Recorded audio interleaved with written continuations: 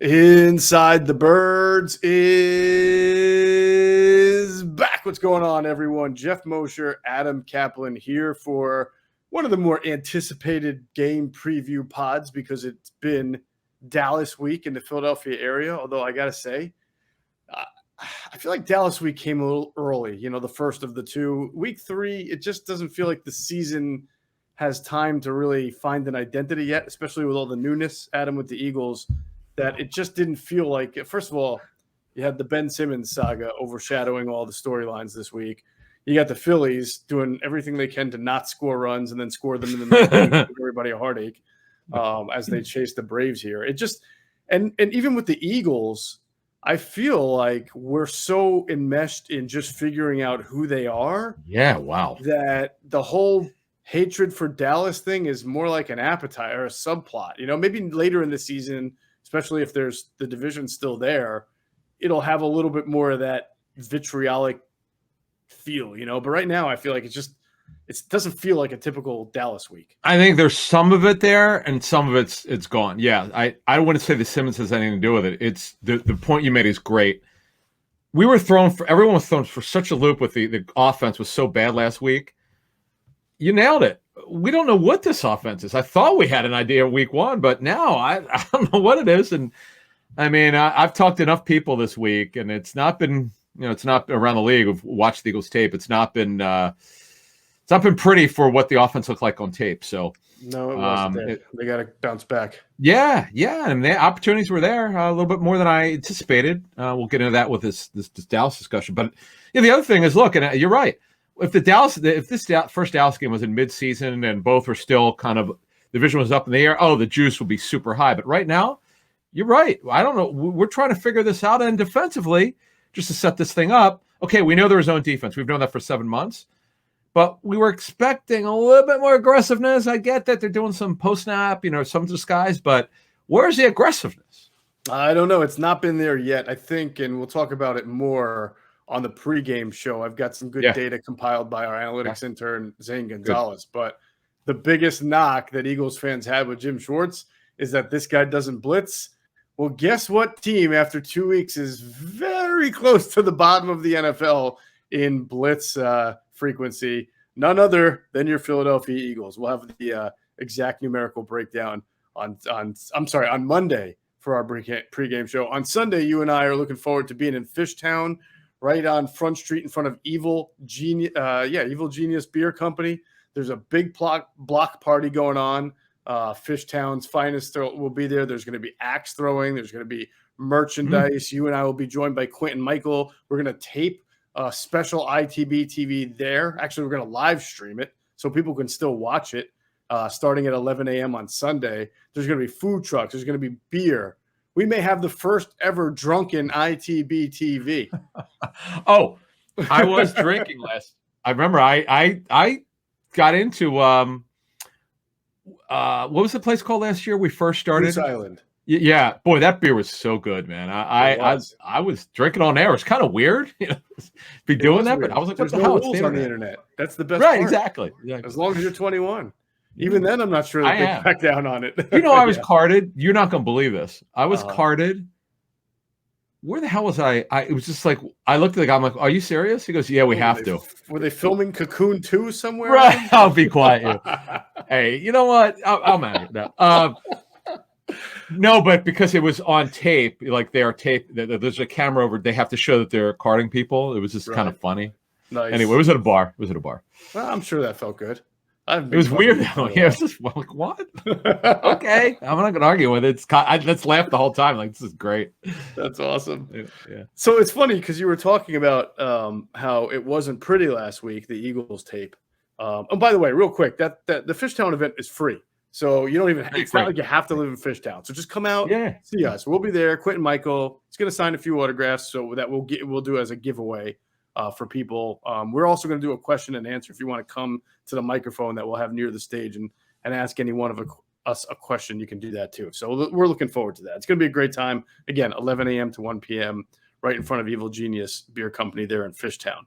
So it was interesting you brought up that the tape wasn't pretty and you talked to people around the league. And what was so different for me is that when we had Mark Schlereth on this past week for Inside the Birds TV, which is on our YouTube and podcast platforms right now, he called the game for Fox Sports, him and Adam Amin, right? So he got a bird's eye view of just how unpretty it was for a little while, but he came away, Adam, with a positive overall impression of the Eagles. He said that they were way more loaded than he thought, and started talking about guys like Hargrave and Fletcher Cox, and then he was clearly impressed by Devontae Smith.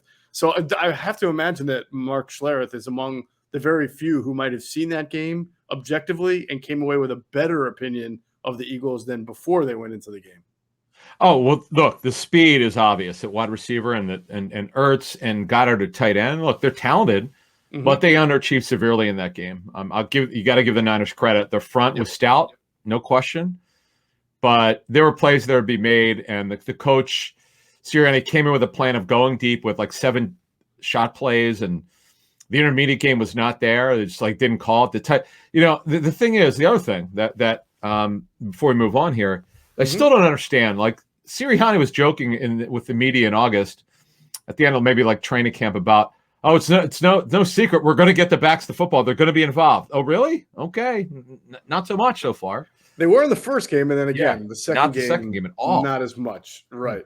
So we'll see going forward. Obviously, I think a lot of people, and we'll talk about it in this podcast, but just some people I've spoken to are kind of anticipating kind of a bounce back game for the Eagles offense, but also they're anticipating the Eagles defense, which has been so stout. I think they're number 1 in scoring defense after 2 weeks. I think that they're anticipating that part of the team coming back to earth a little bit now that they're facing a really good Dallas offense that has all of its weapons pretty much healthy. I know the line has been banged up, but they're you look at Atlanta, you look at San Francisco and all the injuries they had with Mostert out, some of their other running backs out.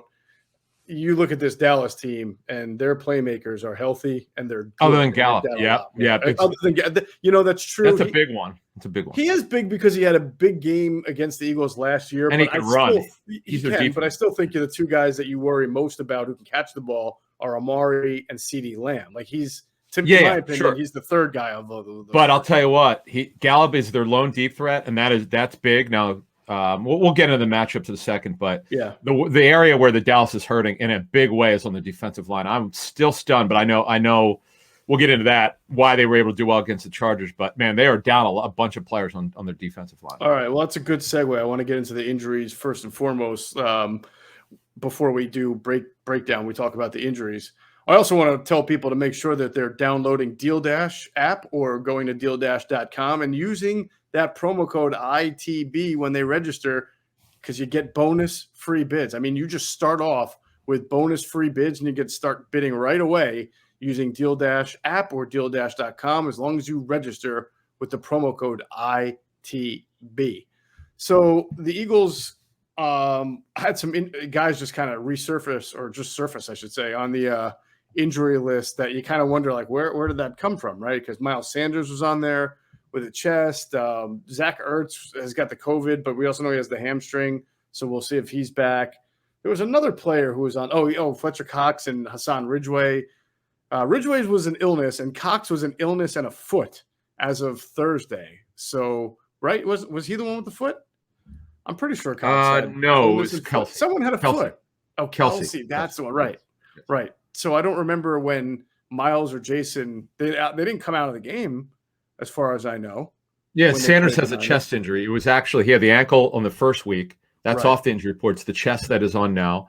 Right. The only ones I would be concerned about right now playing, well, quite frankly, would be Roddy McLeod. He's still not practicing fully now. Later today will be the second practice of the week. Right. Tomorrow will be the last day before they fly to Dallas on Sunday after their walkthrough. But yeah, it just, when you see illness and you had a guy go on the COVID list, you get concerned. But there's been no concern that we know of that Cox and anyone else with illness on their injury report would not be available. But, your antenna goes up a little bit when you see that.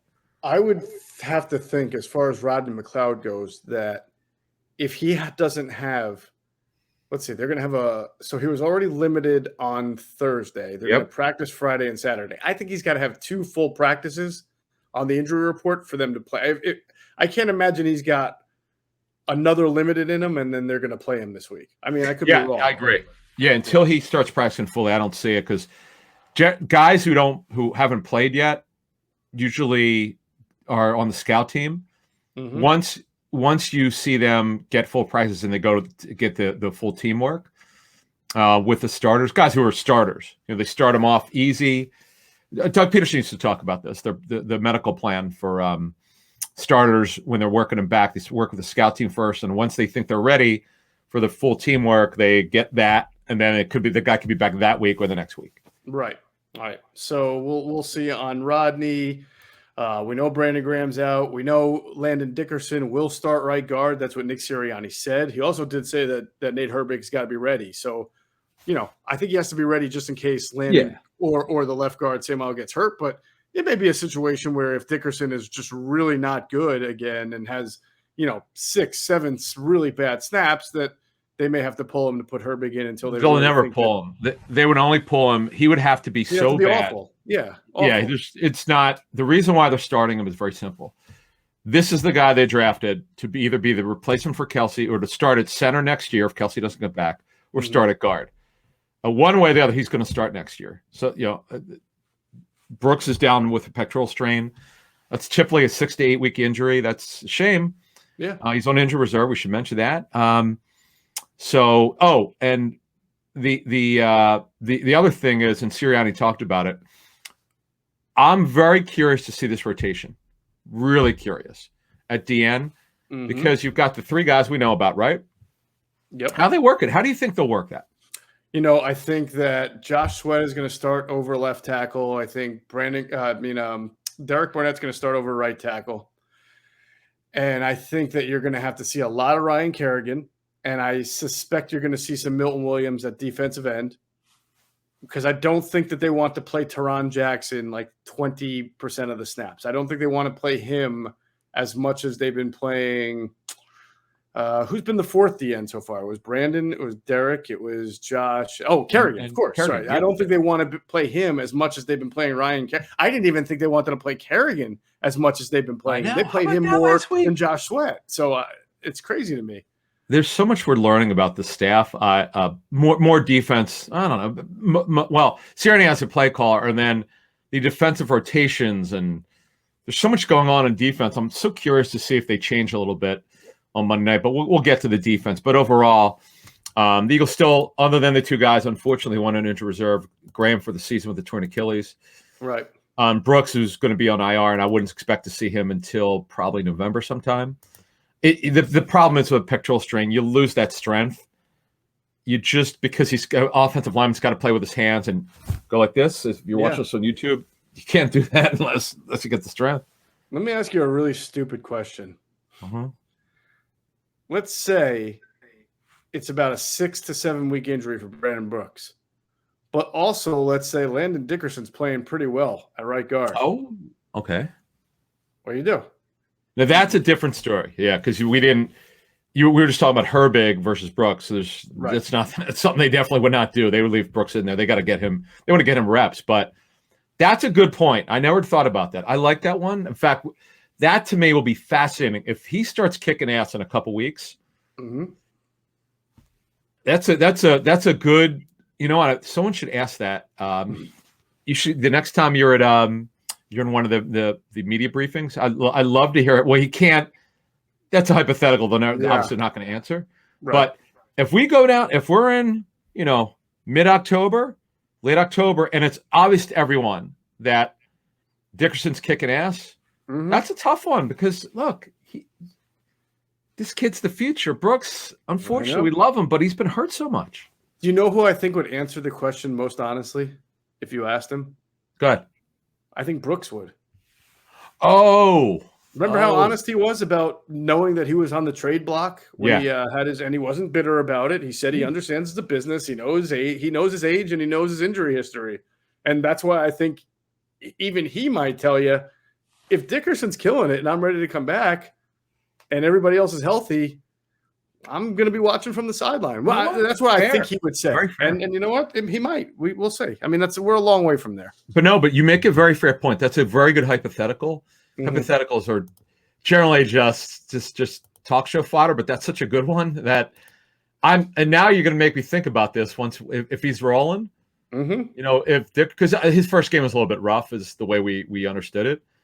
But Brooks now is he just turned 32. So now you've got to look. You've got a situation here where there's no fully guaranteed money. Right. There's very and I don't little. want to get too far down the road with this, actually, but none. Wait. No, there's none. There's none next year. None. For Brooks? None. Nope. There's an injury guarantee. He has no guaranteed money on his contract? No fully guaranteed money, which is all that matters. There's none. There's just an injury guarantee that rolls over on the third day of the league year. So they'll have to make a decision on his $13.4 million salary. Yeah, I think that's going to be a pretty easy decision. yeah. There's $9 million of his $13.4 million salary becomes fully guaranteed on. I actually have the date. The NFL released their dates for next year's free agency already. Oh, wow. It's usually somewhere in like the third week. It's a little later these days. So it's good. You're right, man. Very good point. It's gonna be hard for Brooks. All right, just some food for thought. Cowboys injuries. Amari Cooper is nursing some ribs, right? Bruised ribs. Yeah, he's got to get. Sounds like he's okay. Well, he did work limited on Thursday. Yeah, he's got to get cleared medically to take contact. That'll be the issue if he gets cleared medically or not. They're not bad at wide receiver. Their backup group is not bad. I agree. Cedric Wilson is one of their backups. Yeah, right?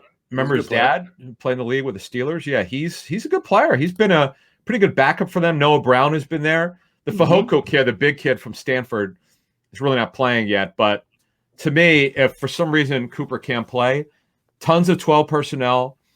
And Blake Jarwin's an athlete. He had the ACL injury last year. He's a good player. Yes, I like Blake Jarwin. I like Dalton Schultz. I think they have two pretty good tight ends. Schultz. That's right. Yeah. Oh yeah, I forgot. They have a big wide receiver from Stanford. Where have I heard that one? Yeah, before? I know. I hear you. I know what you're saying. But they are banged up on the D line. Very. Yeah, Nevin Gallimore had the dislocated elbow. Yeah, he's players that they liked. Yeah, Neville Gallimore was going to be a starter. Tristan Hill has been a major disappointment towards ACL. Yes. He's on reserve PUP. Carlos Watkins is just a big run guy who could play DN or tackle. He should be available. DeMarcus Lawrence is out. He's on IR. He won't be back for another at least 4 weeks with a broken foot. And Randy Gregory's still on the reserve COVID list. That is crazy. He's been on it for how many? He missed last game, right? He's been on. Yeah, he hasn't played yet, right? No, a couple weeks. And Dorrance Armstrong is the replacement. I got to give them credit last week. What happened was the right side of the Brian Bulaga, the right tackle for the Chargers, he's coming back from ACL. He isn't ready yet. So, and the right guard is the well-traveled Ode Ibushi, who's probably better as a backup. God bless. The right side of the line for the Chargers did not play well. I'll give him credit. Dan Quinn did a good job. And the funny thing about Dallas, they're not playing a lot of cover 3 anymore. They're playing a lot of man coverage. Greg Cosell pointed that out to me. I talked to him Thursday night. Did that start last year, Adam, when he was with the Falcons still, or is he just? Oh yeah. Well, they were playing still a lot of zone last year. But here in Dallas, where it was, remember they were running a 34 last year. It didn't work with Mike Nolan. Right. They're not really running Seattle's defense anymore. They're playing decent amount of zone, but they're playing their top 10's man team. They're about 38.5%, something like that's a lot. So well, they do have big physical corners. Trevon Diggs is a guy. Well, we'll get into it later. Yeah, you could say what you want about Dallas's defense, and it's not great, although it did play well against the Chargers. And you could say they've got young corners who can be had, but they drafted 2 young, big physical corner like Diggs and the kid that they just who plays corner? Is Kelvin Joseph playing for them yet? No, he's on IR. Yeah, that's right. It's they're going with a combination. It's Anthony Brown is better as a slot corner. Right. Diggs is terrific. Stefan's brother. They will travel him. I do wonder if they'll travel him with Devontae Smith because Smith is lining up everywhere. I'm kind of fascinated to see how they handle that. Jordan Lewis is more of a third corner with Joseph Falk because who would have started. They're going with a combination of corners. They're rolling a bunch of guys in there. But it's right now it's Anthony Brown, who's very beatable, by the way. He's better as a third corner. That's a guy I would attack. No doubt about it.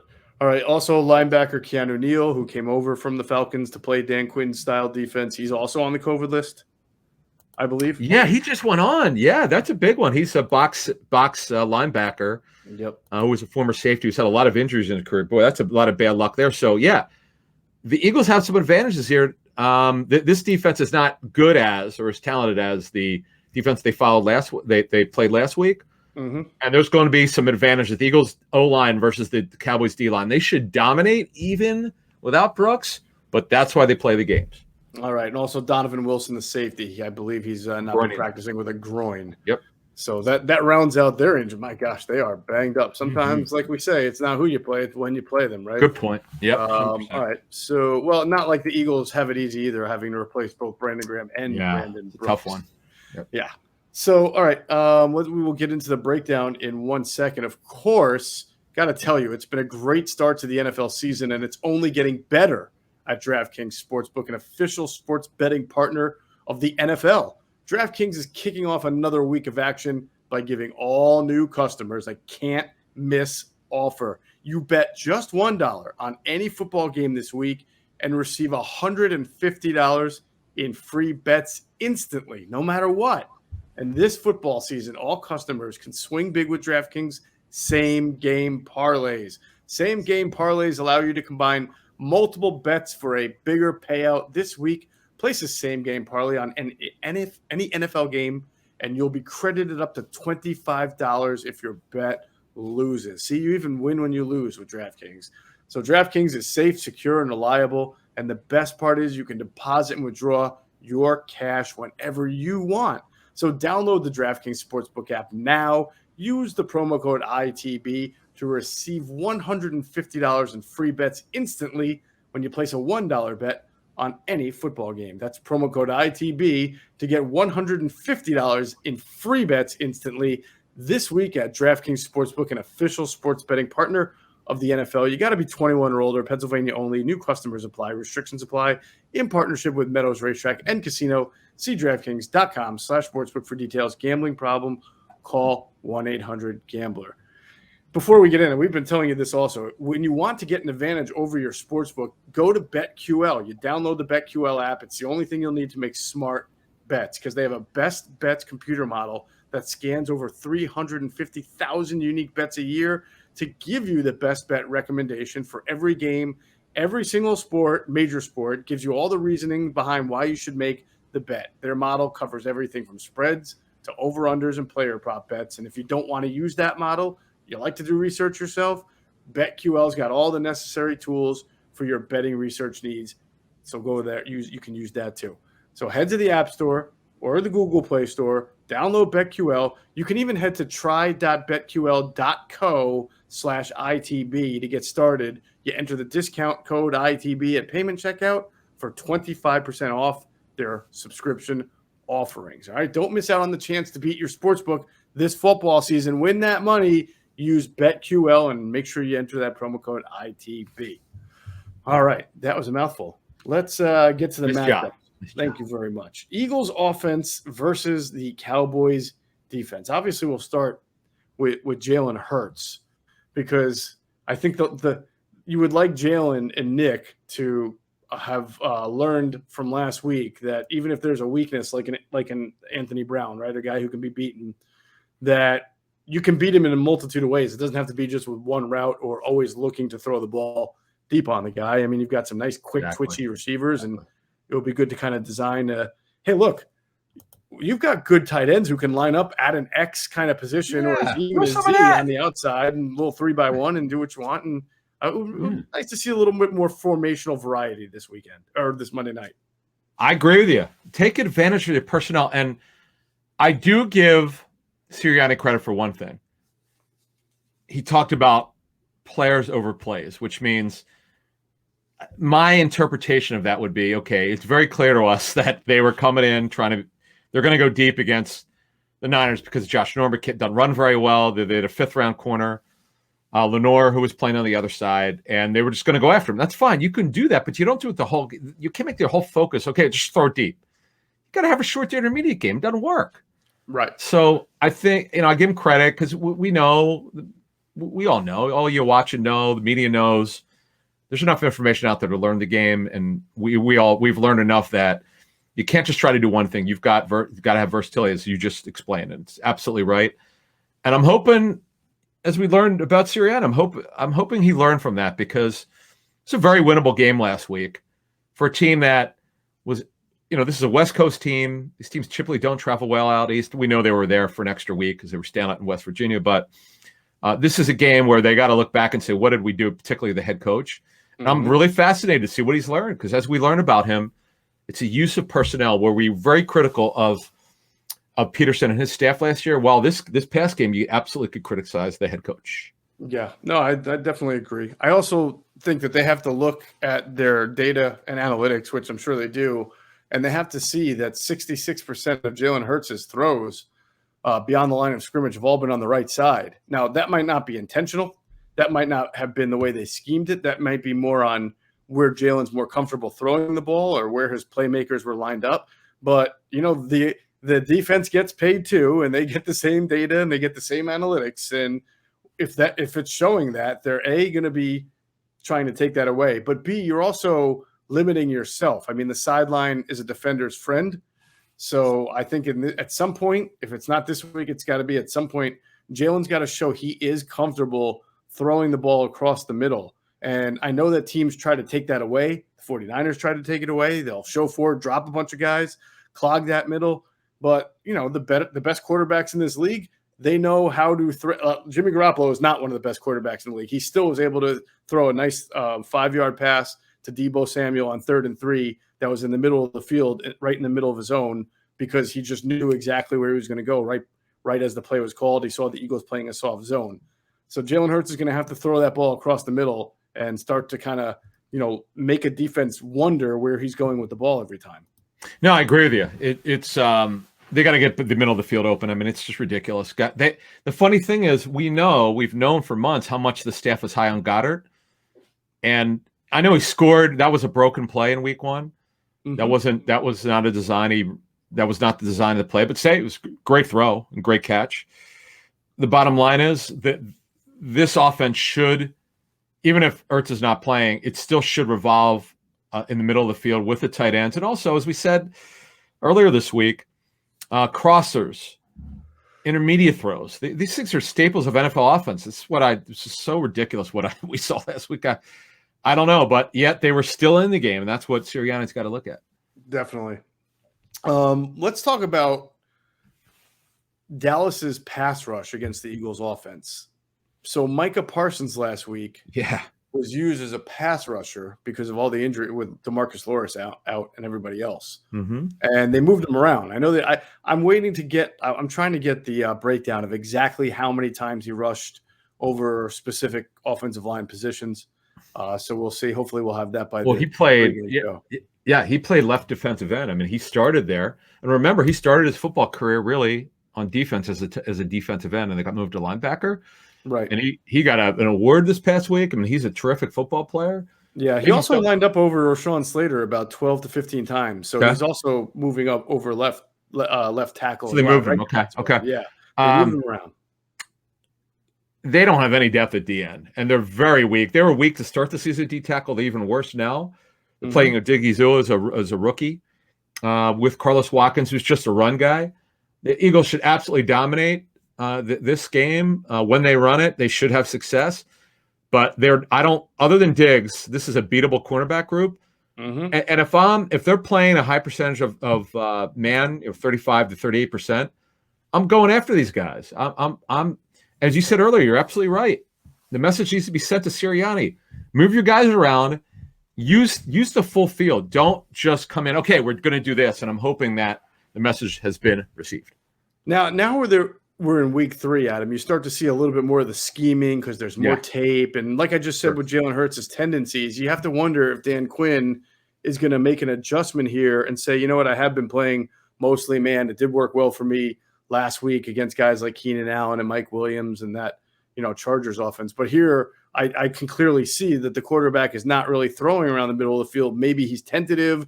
Maybe this is where I should play some zone and try to force the issue hit with him that way. See if he can pick throw the ball through some tight windows here.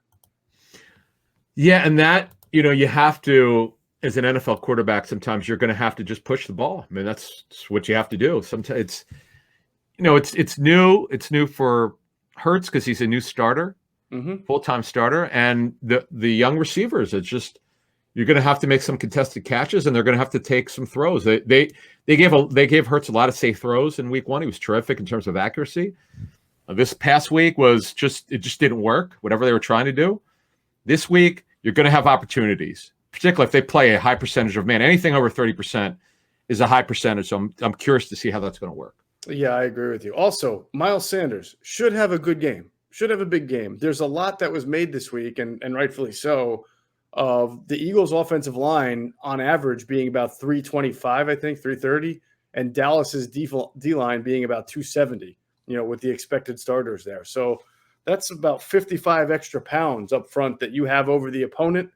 I know people don't love Chip Kelly, but he used to say big people beat up little people. But as Todd Harriman's told us, right, Juan Castillo's expression was mass kicks ass, right? So it's not really just Chip Kelly who said that. Even before him, the Eagles were saying mass kicks ass. And here's an opportunity to use that mass and really spring Miles, not just as a consistent runner, but I mean, you'd like to see some explosive runs from Miles. He had more of those last year than anything, right?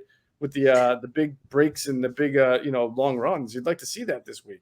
Yeah, in fact, the only kid that has got some size is Watkins, the kid who's going to play D tackle. Carlos Watkins used to be with the Texans, so yeah, that's going to be interesting. Yeah, there's no question with the Eagles' offensive line. They should really win here, and I'll be interested to see what Dan Quinn does to counteract that, knowing the Eagles have a size advantage. Right. Maybe they have a little bit better speed. Terrell Basham's a kid who's been an underachiever. You'll see him at the end. He'll have to play. Who was drafted by the Colts in the 3rd round. It never really worked. They got rid of him after a year. Did some decent things with the Jets, and the Jets walked away from him. He signed with the Cowboys. He's got some skill. Bradley Anai, who was a kid who should get some snaps. He's from Utah. He ran a very slow 40 time. It's ridiculous. Who cares about a D lineman running a 40? And that pushed him down, which should have been a 3rd round pick to a 5th round pick.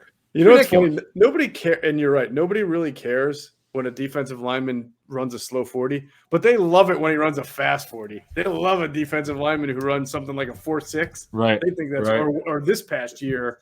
I mean, you had not just Parson because he's a linebacker, but Owa at Penn State. Yeah. Oh, by the way, Gregory was activated. I forgot. Late Thursday night, he was actually activated. So he's going to play then. Well, he should. Obviously, has to feel right physically. Yeah. I'm sorry.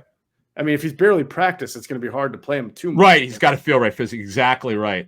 For guys who've been out a while, right? He's got to feel right. But yeah, that'll help them. No question about it. There's a lot of, and I just think about it. There's a lot of SEC in this game, isn't there, man? There's Landon Dickerson. There's Trayvon Diggs. There's Devontae Smith. Barnett's a Tennessee guy.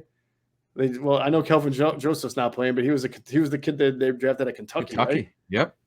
Amari Cooper. There's just a lot of Alabama. Yeah. Well, it's funny because the Eagles for years would not draft anyone from Alabama. It's just funny. All of a sudden. That's pretty crazy. Jalen Hurts, sort of SEC. I mean, he's more Oklahoma, obviously, but geez, a lot of SEC on this. It's funny because Nick Sirianni talked about that in his press conference on Thursday. I want to say he mentioned that that cornerbacks, they know the best cornerbacks come from the SEC. He said you just know. I think he was talking about Trevon Diggs, and he just said when we're watching tape, we're first asking, show me the SEC guys first because we know that's the deal. And theoretically, Dallas, they drafted Kelvin Joseph. They would have 2 SEC corners in Diggs and Joseph right there. Interesting. Oh, of course. Darius Slay is SEC. Of course. Mississippi State. And Fletcher Cox is SEC. So, yeah, absolutely. Interesting stuff. All right.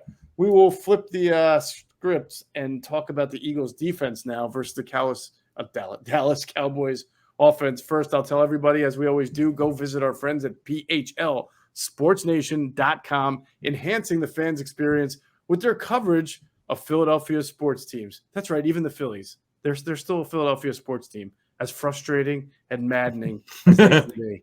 Can you tell that it's just been a difficult watch?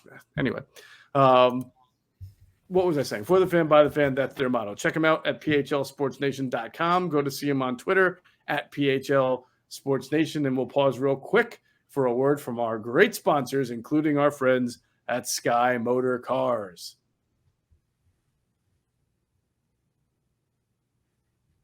And if you stop into Sky Motor Cars out there in Westchester, PA, make sure you tell them that you hate the Cowboys. Oh, and that Adam and Geoff sent you. You will get a great deal.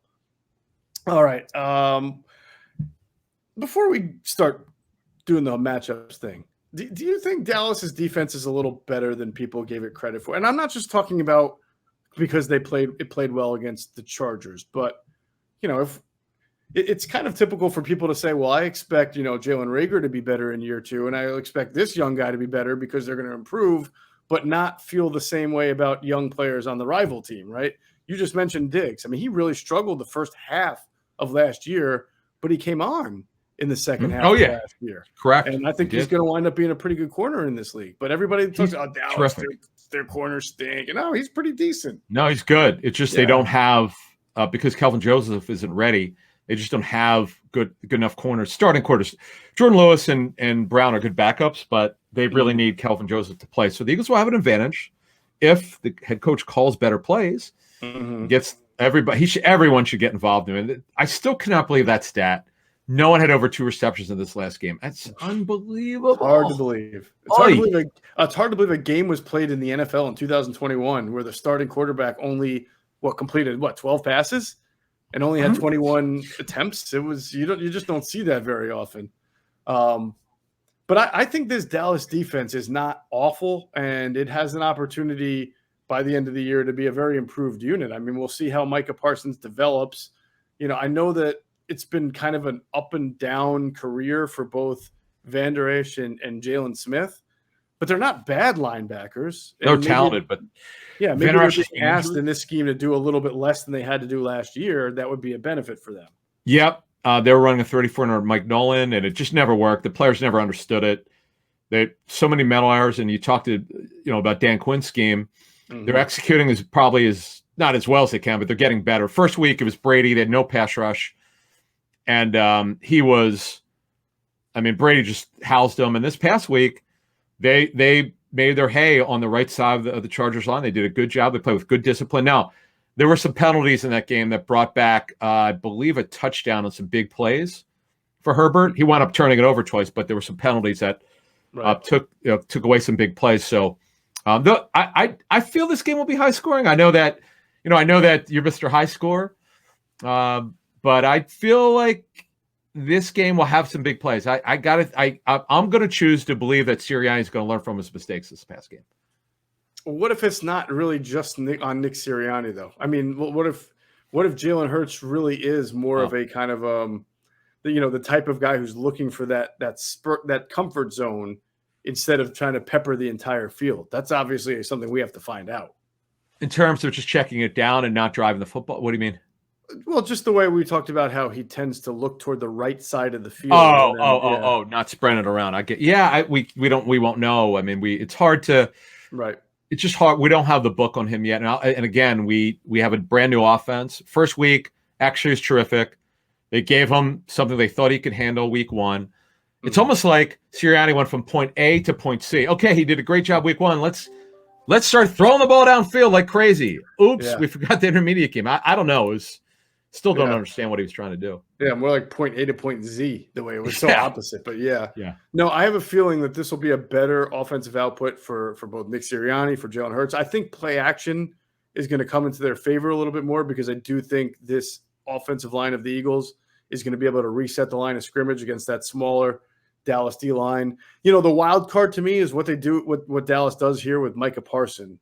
From the limited research I did there, I know he had a sack. I believe he had a sack when he was lined up over right tackle, but he did not really beat Rashawn Slater a whole lot, and Slater's a good player, so there's nothing wrong with that. So I wouldn't be surprised if they tried to get Parsons lined up over Jordan Mailata a little bit to see if his speed gives Mailata a little bit of trouble. I think that's where Mailata still is learning the most, right, with the speed rusher as opposed to the the power rusher, because he can get his arms onto a power rusher and just have more mass than the guy trying to roll him over.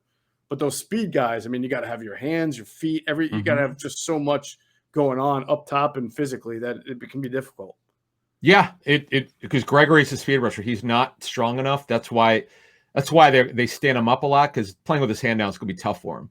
Mm-hmm. So we'll see how much he can play on Monday night. I would assume he's going to play, but we don't know at this point. It's only Friday, and they've got 2 more days of practice. So we'll see what they do. But overall, I agree with you. The opportunity is going to be there, and the coaches, Sirianni and Steichen, the OC, they got to get themselves together here. Nick's got to, and I like what he did say also earlier this week, where there are a lot of guys on staff have called plays before. Brian Johnson at the college level, Steichen, a lot of guys have had input. We obviously know Stoutland with the run game. He's been the run game coordinator for years. So let's see what happens. Yeah, you know what? Dallas has Malik Hooker too. Malik Hooker, we all know about him. Talented, super talented, but has had a significant injury history. It's been a shame. He started last week with Jaron Kearse, who's really tall. You might remember him from the Vikings. I like Jaron Kearse. Yeah, he was a good when he was with the Vikings. Not bad for a guy. Gets the knockdown and run very well, but he's long. Right. But their secondary is super beatable. Kearse is 6'4". No, he played 97% of the snaps against the Chargers. So they're playing him a lot. Yeah, they don't have. They're down with Wilson. Remember, Keanu Neal was playing linebacker. He doesn't play safety anymore. Right. And Hooker hasn't played yet, correct? Yeah. Well, no, Hooker started last week. Are you sure? Yeah, with Kearse. I think it was Casey. I think Casey is the guy who started for them. Almost certain. I'm looking at. Hold on. I'm going to look at the snaps. Hooker started. No, it was Hooker. They played Big Nickel to start the game with KZ, Hooker, and Kearse. Oh, yeah, you're right. No, I'm looking here. It says he played 25 snaps. 35. But he started, though. Oh, yeah, he started. Okay, but he doesn't play them. Right. This is his first game. Yeah. I'm sorry? Yeah, that was his first game. I think it's his first game. Yeah. KZ, you're right. DeMonte KZ, who's obviously Dan Quinn's guy, who's a leader, real vocal guy. When the Cowboys were practicing with the Rams, he was chirping against the Rams defense in training camp. Oh yeah. Was it as much as Kavon Wallace was chirping at Cam Newton during Eagles and Patriots joint practice? I don't remember. Was he? You don't remember that? And then Cam called him out. In the press I was there. And he called him like a cheerleader or something. I forget what he called him. How about he had a nickname? Oh, did he? Okay. Anthony Brown played Diggs and Brown played every single snap. Wow. How about that? It's good to be young. Well, but I'll tell you, Anthony Brown. I mean, Mike Williams has had a nice year, and he did real well last week for the Chargers. Yeah. I mean, I'll take my shot plays, but I want slants. These guys aren't that good in the secondary. There's going to be opportunity to win here, and I'm so curious to see how they're going to do this. And again, the tight ends should absolutely house them. Let's go. I agree. I think that there's got to be, as we kind of move into our bigger takeaway here, there's got to be a sequence, a pattern, and a rhythm to what Nick Sirianni wants to do, meaning his first play should be something that sets up what he's going to do on the second play and then third play if it gets there. And, of course, he should run plays out of formations that he wants to run later in the game, just get the ball to a different person from that formation. The eye candy. You want them thinking, oh, I've seen that formation. I've seen the guy get that ball in that formation, but then now the ball is going elsewhere. Or you want plays that set up other plays. Do you remember when we used to talk about Ronald Darby when he was an Eagle in Jim Schwartz's scheme? And there were certain teams that would immediately throw slants at him. They would slant him, and then on the next drive or the drive after, they'd hit him with the double move sluggo. Right? Exactly. Slant, sluggo. Bam. Exactly. There was intent, there was purpose, there was a sequence to the play call to get that type of matchup. And I think that that's what Nick Sirianni needs to do, especially in mismatches against a guy like Anthony Brown, who you have the speed to beat with. Excellent breakdown. And also Eckler got them he caught all 9 targets last week. Mm-hmm. Sanders is explosive in the pass game. I know we about the hands issue. Gainwell, I'm still waiting. Either you line him up at X or you line him up at slot. I'm still waiting for the explosive plays in the pass game. I understand it's only 2 games, but I want to see something out there. I want to see something out there in space. That to me is where you could get these. Jalen Smith is wildly inconsistent at linebacker. Van Der Esch is a big guy who's unfortunately had a lot of injuries, but talented. But you can get these guys, and the coaches they got to go for it now. Eckler caught 9 passes on 9 targets, huh? Yep. Oh boy, he's halfway to George Kittle right there, man. Was it 19 for 19 now, right? He is 19 for 19 now.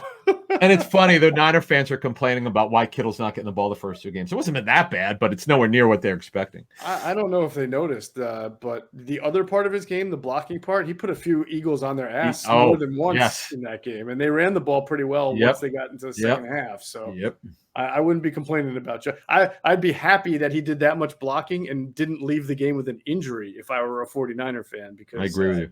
We know he's been hurt in the past. All right, it is time where we come to the part of the podcast here where we have to give our predictions. Wait, did we do the Cowboys offense versus the Eagles defense? Did we not? Did I forget that? Yeah. Cowboys. I did. We did. Yes, I guess we did. My fault. So let's talk about that. Let's start with Dak Prescott. Yes. How did I screw that up? I have no idea. I mean, we might, but we might have mentioned a couple things, but very little. We did start talking about their wide receivers, and somehow it just morphed into a.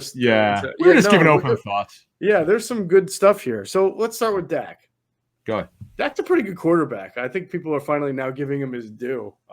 He's a guy who excels both against the blitz and against when they don't blitz him. So he's one of those tough ones. I mean, they're really gonna have to hit. They're gonna have to hit him, and I wonder if they have to come out of their front 4 rush only mentality in this game. Yeah, because the Eagles play more zone than any NFL team. Mm-hmm. They play zone 91% of the time, man only 9% of the time. It's even higher than I expected. I thought maybe 75% zone. Goodness gracious. I see we have so little, we only have 2 games to evaluate. Mm-hmm. So, okay, we knew they were going to be zone teams, so we got that. But what about, as you were just talking about, do you want to take a chance against Dak? Like, how do you play him? Because he's a see it and throw it guy. The reason why he doesn't turn it over very much is he's like Justin Herbert. Hold, wait for the target to break open, throws a fastball. He's got a laser arm. Yeah. Yeah. And he'll run. They'll run RPOs with him occasionally. He didn't do it last week. And the thing is, the guy's an X factor. That Tony Pollard might be the best backup running back in the NFL. He's terrific. Yet another former Memphis running back. Mm-hmm. He had 16 touches for a backup running back. Are you serious? Yeah, that's pretty crazy. Yeah. I think you're going to see, the thing is, Jonathan Gannon has got a really nice front 4 rush going on the first 2 weeks, but you just lost Brandon Graham. And he's a big part of that. And now you got to start Barnett on a side that he doesn't normally play.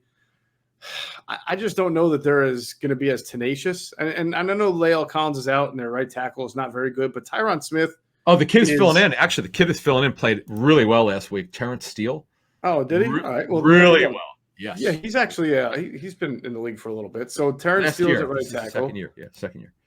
Is it? Yep, Texas Who's Tech. the veteran? I thought they had a veteran right tackle. Oh, I know you're talking Ty Nsekhe, Yeah. Ty Nsekhe actually played for the Soul, I think, of the AFL, the Arena League. So yes, he is 35-year-old Ty Nsekhe out of Texas State. Oh, yeah. Well, Tyron Smith is still good. I know that. Oh, so I don't. Yeah. It'll be tough for Josh Smith. Holy cow! What is wrong with me today? Josh Sweat. It's not like I expect him to have 4 or 5 sacks. And the funny part is Brandon Graham actually used to do really well against the Cowboys. He's had a couple of 2-sack games against Tyron Smith, but I digress. Doesn't matter. The point is, they're just, to me, they've lost some ammunition here. So I don't know how much Jonathan Gannon can go in and say, we're just going to be a front 4 rush type team. And the bigger question is, if Dak has a good first half, he's got a couple of touchdowns on the board, he's completing 65-70% of his passes, does that force John to then come out of that comfort zone and say, I have to pressure him now? It's a great question, and that's the unknown here because Graham has been so durable in his career. Now that he's out for the rest of the season, the final 15 games, this is kind of uncharted waters here. So how they're going to decide to do this, and plus you got the new coaching staff. To me, and the run defense has improved. They were really good last week. Very pleasantly surprised at how well they did last week against the run. Now this is a different game. Every team runs some zone runs, inside zone, outside zone, but the Panthers, the Niners are to the extreme with it. So with Pollard as the changeup, and he's an extreme changeup, he does a lot, and they'll use him in the pass game as well. Zeke is just he's a tackle. I mean, he's a carry accumulator. Just you got to wrap him up because he's a big back who's obviously very talented and sets up his blocks really well. This is going to be Kellen Moore calls a good game. He's got a diverse run game. They're going to have to be on their P's and Q's in this game. All right, I have three main questions about the defense going into this game. We've talked about two of them. Does Jonathan Gannon blitz more? My second question is, does Josh Sweat play at least the most or second most snaps among defensive ends? I mean, if he plays the third most snaps among defensive ends or anything less than that, then you're like, well, what's going on here? What are you doing? Right. I was thinking of that. Yeah. Right. Okay. And my third question is, are they going to stop the run better against a team that is going to try to run the ball on them like Atlanta did with Ezekiel Elliott and Tony Pollard? Now, they'll mix it up a lot more than Atlanta. Of course, the Cowboys throw the ball around, but Zeke looked better last week than week one. I think he's still a pretty good running back. I know everybody thinks he's done and that Tony Pollard's better. Tony Pollard's faster, but I don't know if Tony Pollard is a better overall running back, but it really doesn't matter because they're both on the Cowboys and they're both pretty good. I mean, between the two of them, they ran it 29 times last week. Both scored. Pollard is more explosive. He's also involved in the pass game. Zeke will have checkdowns, but Pollard's kind of for fantasy. I know people are pissed at Pollard that's taking Zeke. If you got Zeke, you're like, what in the world, man? Who knew he was going to be this much of a factor?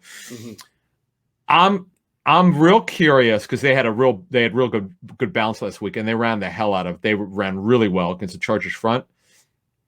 The Eagles' run defense was so disciplined last week, but week one they had to play the run fits better in the second half. They did. This is going to be a tough test because they got the power and speed combo. This is going to be hard. And then, though Gallup's on injury reserve, when they protect Prescott, Lamb, and you brought this up earlier, Lamb and Jarwin is their explosive tight end. Cooper, if he plays, would also be a challenge. So this is going to be a challenge in Big D.